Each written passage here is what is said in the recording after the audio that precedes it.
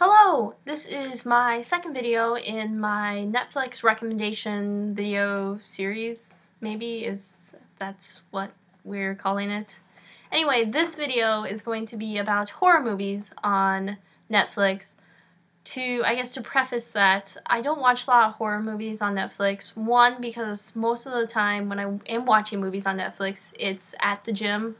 The gym I go to has a really cool feature on most of its equipment where you can plug your iPhone or your MP3 player or your smartphone or whatever into the machines, and then you can watch Netflix, you can watch Hulu.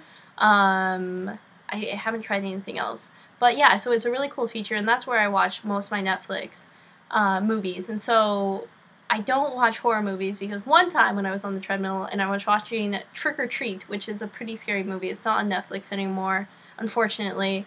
But I fell off the treadmill, which was really embarrassing. And then also I was watching, I honestly can't remember what I was watching. It didn't happen that long ago.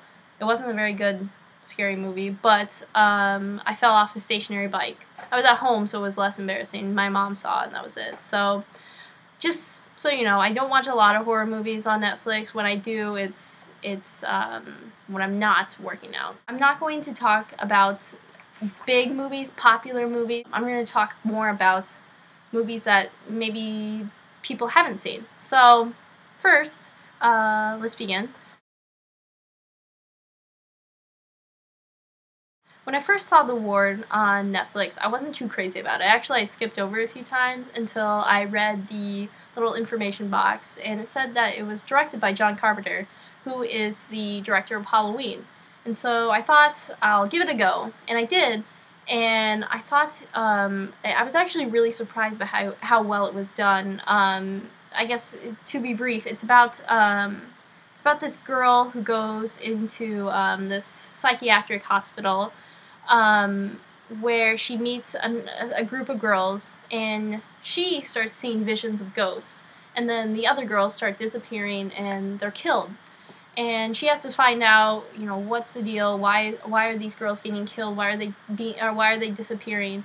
And there is a twist at the end that's really interesting. It's more of a psychological horror movie, which I really like thrillers, which I will be doing a video at some point soon. And so check out The Ward. It's not the typical run-of-the-mill horror movie, but it definitely will make you jump at a few moments. So I said in my previous video that one of these movies on this list is the scariest movie I've ever seen.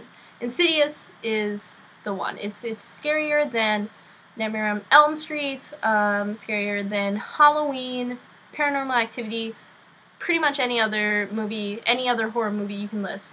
And I think the reason why it's so scary is because it has a kid in it. And kids, if I've learned anything from horror movies, kids are creepy, just in general. And this kid in this movie, he falls into a coma. He falls into a coma, and then he is possessed by demons. And the psychic comes to his parents and tells them that he is lost in this world where it's called I have everything written down. I have notes. It's called the Further, and it's this land of lost, tormented souls. And so he's there. His body is in the real world, but his soul is in the Further. And his dad has to go and find him. And there's a there's a twist at the end. Like there's a lot of twists in horror movies, but it's a really surprising ending. It will scare the bejeebers out of you. I guarantee it. It's really scary. I can't emphasize that enough. The thing that drew me to Fragile was the cover. It has this terrifying face on it. And honestly, the movie is not as scary as Insidious, but that's saying a lot. But it does definitely scare you. It's about a nurse who begins working at this run-down children's hospital that's it's in the process of of being destroyed. There's a few kids left, and they are in the process of moving all those kids to a different hospital. However, what she realizes is she's on the night shift, which, again, if I've learned anything, another thing from horror movies, it's just don't work at night, just work in the daytime. But yeah, she's on the night shift, and these kids keep saying that talking about this mechanical girl.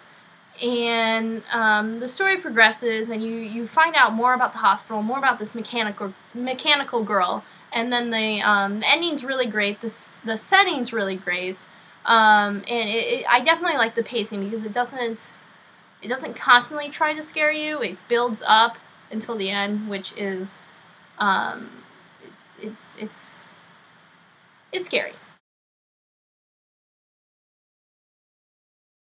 Dylan Dog Dead of Night is not the best cinematography in recent history. It's definitely not the worst though. It's kind of, I don't know, it tries to be this mixture of funny and scary, and it doesn't really do that. But essentially what it's about is this paranormal, supernatural, private investigator, detective, who, with his partner, who's a zombie, they become involved in this case where it brings them in contact with vampires and other paranormal, supernatural people things, and it's you know, again there's a twist, there's kind of a surprise at the end. It's not anything that you would want to say, like, this is the best scary movie I've ever seen. That was kind of like a Texas accent, as much as I can do that. But it is a movie that can entertain you. It's kind of, I relate it to being the little brother of some modern horror comedy classics like Shaun of the Dead, Zombieland. Both movies I really enjoy. It tries to be that. It doesn't. Dylan Dog really isn't that. It's an Italian comic, and if you at all like this, you watch it, you like it, check out the comics. I've heard they're good. I know that I'll definitely be checking those out pretty soon. So,